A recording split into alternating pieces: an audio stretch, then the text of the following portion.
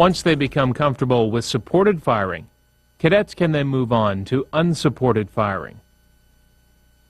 Before beginning, adjust the sling swivel first so the hand can rest in the proper position. To adjust it, simply remove the side screw on the swivel.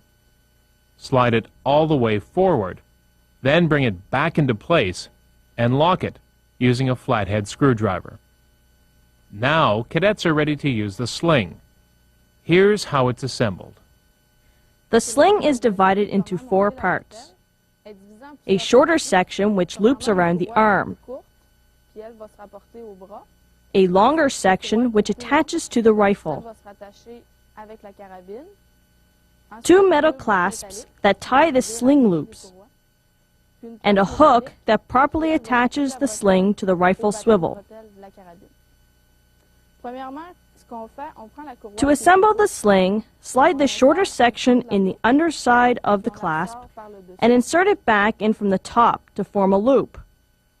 Then, take the longer section and slide it in the underside of the clasp and insert it back in from the top to form a second loop. However, make sure to slide the hook in facing outwards so it properly attaches to the rifle.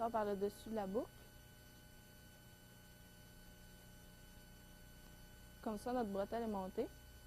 Une chose qui est importante à faire, une fois qu'on a installé la bretelle et qu'on est ajusté, c'est de reprendre le reste de la courroie, de rentrer vers Then, reinsert the end of the longer section into the clasp to lock it in place. This will prevent it from slipping or coming apart while firing.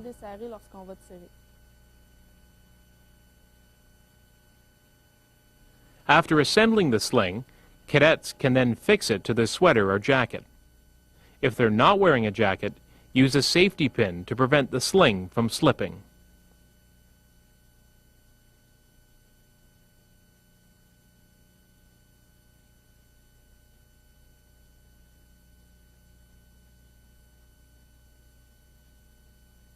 If they are using a jacket, position the sling on or above the pad on the left arm or in a sling keeper. The next step is to hook the sling to the swivel on the rifle. Insert the sling in the swivel and screw it in tight. Then, the coach must adjust the length of the sling.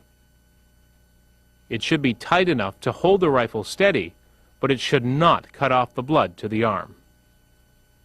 The coach or the cadet can then make slight adjustments to refine the position.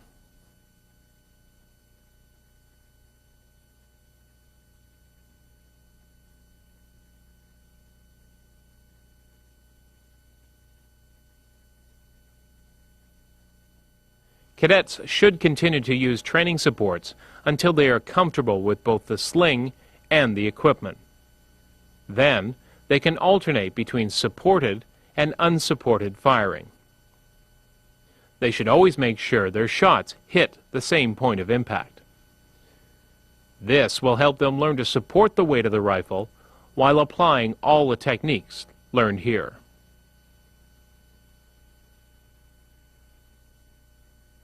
Throughout the training year, cadets should try to focus on firing groups. This will allow the coach to better analyze their performance. Cadets should not begin to fire scoring targets until they can fire a group less than 2 centimeters in size.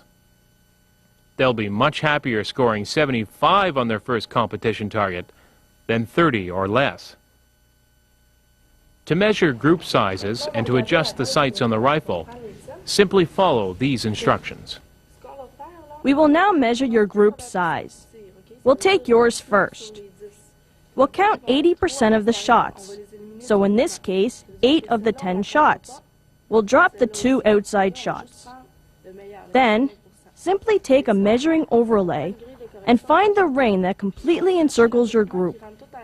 This one is too small, but this one fits your group exactly, so your group measures 2.5 centimeters.